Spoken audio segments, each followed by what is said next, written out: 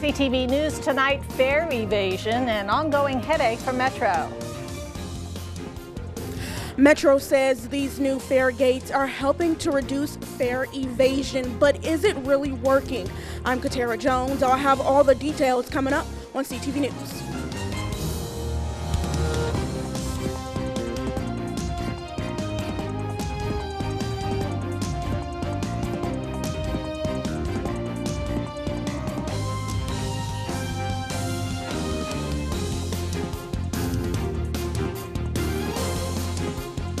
Good evening, this is CTV News. I'm Patricia Vallone.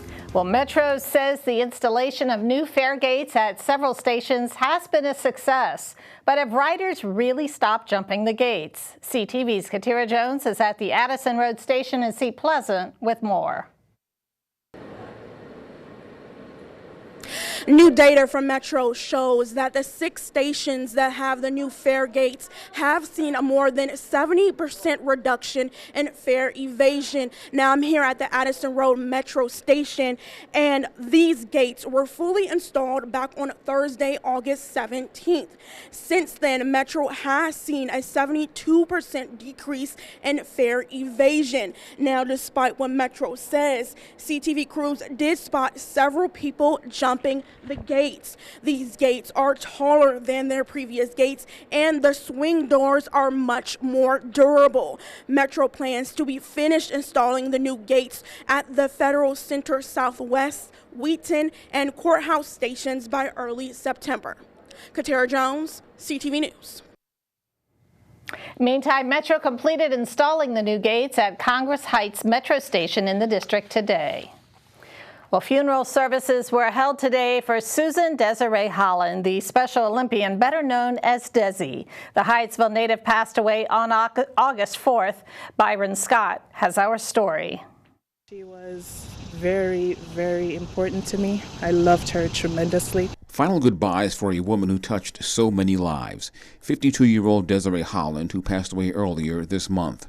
Her funeral was held today at First United Methodist Church of Hyattsville, where, in her honor, the Special Olympics torch was lit.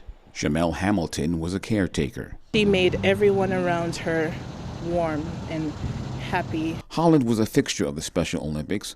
Over the years, she won hundreds of medals, including one in Shanghai, China. She was so focused on what she was doing and so driven in the competition in that particular moment that it was almost like it was a different person riding that bike. And then when she won, I really couldn't believe it, but it was a dream come true to see her make that accomplishment. Holland was also known for the annual Polar Bear Plunge, and with her dad, she took part in the Super Plunge, where participants go in for a dunk 24 times over the course of 24 hours. There were years where Des and I would be doing it. It would be so cold, the water was like a slush. Holland was diagnosed with Down syndrome when she was a child, but she was very independent as an adult, living next door to her parents. She graduated from James E. Duckworth Special Center.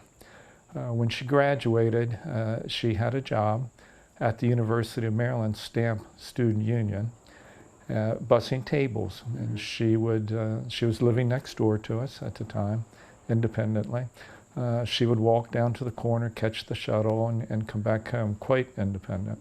Holland died due to complications of Alzheimer's. She leaves behind a legacy in the way she lived and the lives she touched. Truly, she made me a better woman. I remember telling her dad and her mom that I am forever changed because of Desiree Holland. Byron Scott, CTV News. Thanks, Byron. And good news from the state regarding student proficiency in reading and math. According to the Maryland State Department of Education, student proficiency rates in language arts last academic year were at their highest in nearly a decade, with literacy results surpassing pre-pandemic levels. Most student groups surpassed pre-pandemic proficiency in English, including historically underserved students. Student proficiency rates in mathematics also show some signs of recovery from pandemic learning losses. Well, like the county school system, the Prince George's Health Department is hosting a number of back-to-school immunization clinics. Clinics will be held at the Cheverly Medical Center and the Maternal and Child Health Center in Laurel. The agencies will also hold clinics at various community centers and high schools across the county. For more information, visit health.mypgc.us/immunizations. Well, Maryland State Police are investigating a deadly hit and run. It happened just after 12:30 yesterday morning on the northbound side of Crane Highway, just north of Brandywine Road. Arriving troopers found the victim in the roadway, along with a Lexus emblem nearby. Now, the striking vehicle did not stay at the scene. Anyone who may have information about the incident is asked to contact State Police. That number is 301-568-8101. And you are watching CTV News. I'm Patricia Vallone. We'll be back in just a moment. Hello, I'm Scott Strauss. On 9/11, I was a New York City police officer assigned to finding survivors at the Trade Center. Those were difficult days, but what kept me going was seeing the way Americans joined together in unity. It didn't matter if you were a Democrat or Republican or anything else. For 9/11 this year, now a National Day of Service, let's rekindle that spirit of unity by doing good deeds. Visit 911day.org to learn more.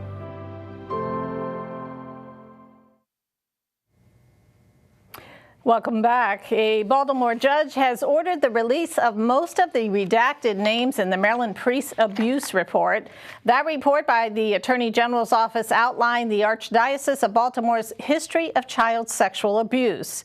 The order allows for the release of 43 of 46 blacked out names, including those of 5 high-ranking church officials who contributed to the cover-up, allegedly, and 9 of 10 alleged abusers. The unredacted version will be available on September 26. To report past abuse by clergy, you can call 410-576-6312 or email the address on your screen.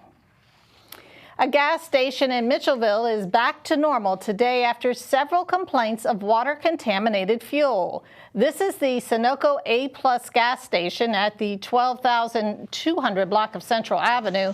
The Maryland Comptroller's Office received complaints over the weekend about possible fuel contamination. So the office shut down fuel service to conduct testing. The contaminated gasoline was removed and replaced by fresh fuel. Several motorists had complained about expensive car problems after gassing up at the station. Well, more than 8 decades of history are wrapped up in the streets of historic Greenbelt, and plans for the city go back to President Franklin Roosevelt's New Deal program dated between 1936 and 1938.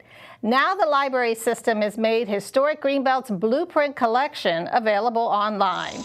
More than 3,000 images of blueprints and other documents from many of the original homes can now be accessed at your home computer. What we've done with the collection, we had 7 reels of microfilm that dealt with the GHI homes and Greenbelt in general from the New Deal era. That were on a microfilm format. Microfilm is quickly becoming obsolete, so we found a way that we could get them digitized. We work with the Maryland Estate Archives to get them digitized. They're currently on our site. Perhaps somebody who lives in Greenbelt and wants to be able to see, okay, this is the street I live on now. This is how it was planned, 90 years ago. Putting them online allows people from whether you're local or around the world can access these.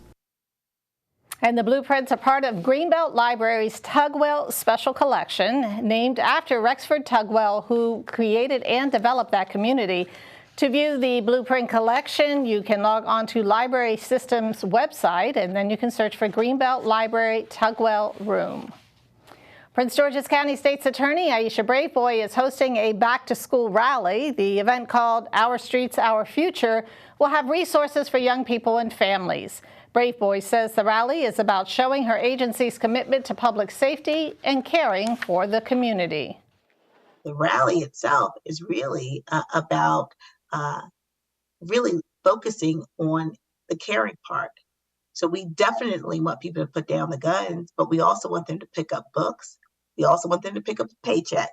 And so we bring resources to these events that provide job opportunities, skill trade opportunities, as well as mental health and behavioral health resources and other services that we believe our residents would appreciate and need in order to live strong, healthy, and happy lives.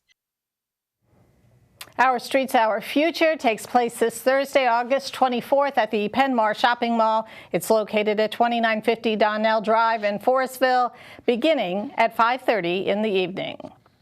Well, mosquito spraying will take place this evening and tomorrow around the county. An ultra-low volume truck will be spraying this evening after 7:30 at the following intersections: Pentland Hills Drive and Presidential Golf Drive in Upper Marlboro, 57th Avenue near Doris Court in Bladensburg, and Seneca Drive near Cree Drive in Forest Heights. Another mosquito spraying is set for tomorrow night at Braymere Circle near Brayburn Drive in Fort Washington, and Big Cedar Lane near Willow Grove Court in Bowie, as well as Campus Way North near Woodview Drive in Lake Harbor. Still ahead here on the news, your Tuesday Sports Page report with Simon Buggs. Stay with us. Hey everybody, and coming up on your Tuesday Sports Page, a recap of the Commanders' preseason game against the Baltimore Ravens. Stay right there. You answered the call. Risked everything to stand for something. So what now? What's left to stand for? Maybe it's not what, but who. Maybe the best way to stand for something is to stand for somebody else. Join the mission at travismanion.org. Thanks for staying with us. Well, some workers at a popular convenience store in District Heights are sounding the alarm about safety. This is the Royal Farms, located at 3700 block of Donnell Drive. Some employees have alleged that their jobs are in jeopardy after they voiced concerns about a lack of security. The store has recently been dealing with robberies and violent behavior from customers. In one incident last Saturday, a customer chased an employee in the parking lot and even fired a gun. The workers, upset with management, held a walkout on Sunday.